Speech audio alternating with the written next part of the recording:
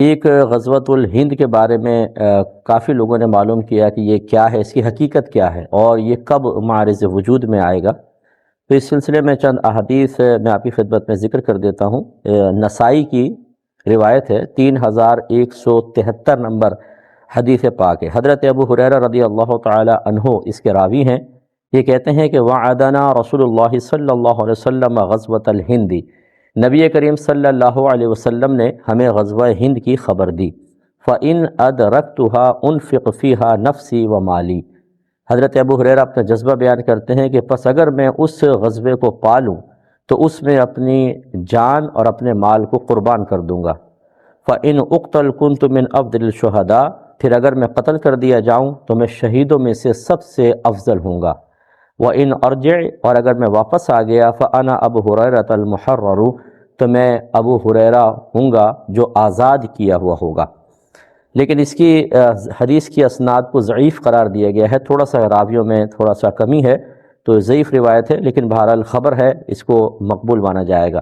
دوسری روایت ہے 3175 نمبر، اور اس میں حضرت ثوبان رضی اللہ تعالی عنہ راوی ہیں، جو نبی کریم صلی اللہ علیہ وسلم کے آزاد کردہ غلام ہیں۔ یہ کہتے ہیں کہ نبی کریم صلی اللہ علیہ وسلم نے ارشاد فرمایا کہ عصابتان من امتی احرزہم اللہ من النار، میری امت میں سے دو جماعتیں ایسی ہوں گی جنہیں اللہ تبارک و تعالی دوزخ سے بچائے گا، آزاد رکھے گا۔ عصابۃ تغزو الہند، ایک ان میں سے جماعت وہ ہے جو ہند کا جہاد کرے گی۔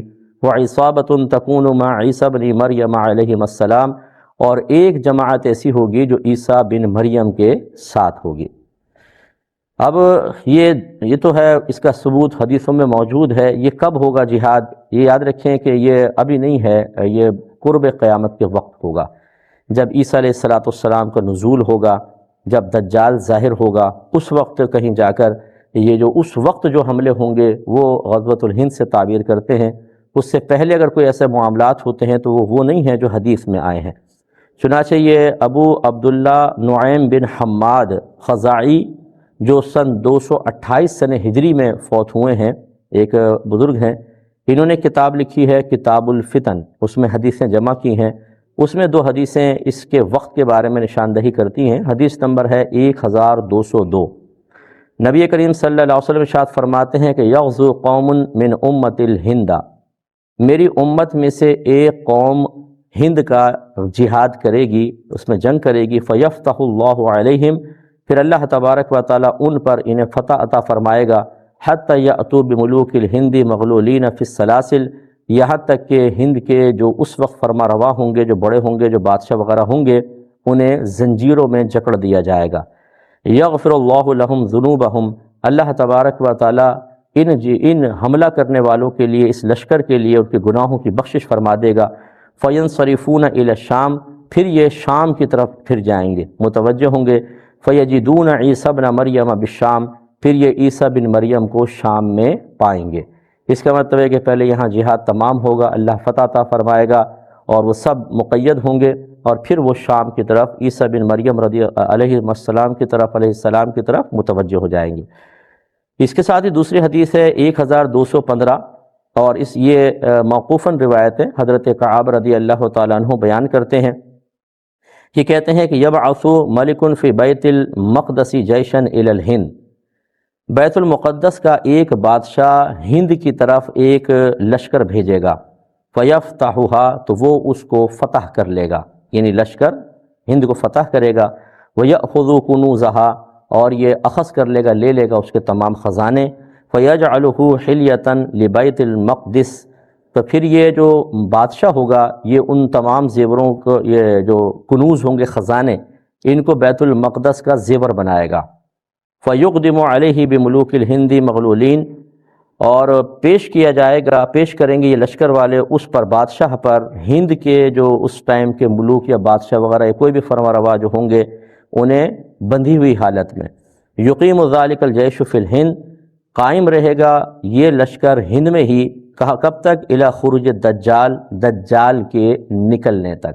اس کا مطلب ہے کہ یہ آخری زمانے میں قرب قیامت کے وقت ایک حملہ ہوگا، اور اس سے پھر نتیجہ نکلے گا کہ ہند فتح ہوگا، اور پھر یہ لشکر خروج دجال تک وہیں قیام کرے گا اور پھر اس سے جہاد کے لیے نکلے گا۔ ایک حدیث اور اسی کتاب کی سماعت فرما لیں، 1236 نمبر حدیث پاک ہے، اور حضرت ابو ہریرہ رضی اللہ تعالی عنہ اس کے راوی ہیں۔ یہ نبی کریم صلی اللہ علیہ وسلم کے بارے میں ارشاد فرماتے ہیں، وذکر الہند، کہ نبی کریم صلی اللہ علیہ وسلم نے ہند کا ذکر فرمایا، پھر فرمایا لَيَغْزُوَنَّ الْهِنْدَ لَكُمْ جَيْشٌ، ضرور تم میں سے ایک گروہ ہند سے جہاد کرے گا، یفتح اللہ علیہم، اللہ تبارک و تعالیٰ ان کو فتح عطا فرمائے گا، حتی یأتوا بملوکہم مغللین بالسلاسل، حتیٰ کہ لائیں گے وہ ان کے بادشاہوں کو اس حال میں کہ وہ زنجیروں میں جکڑے ہوئے ہوں گے۔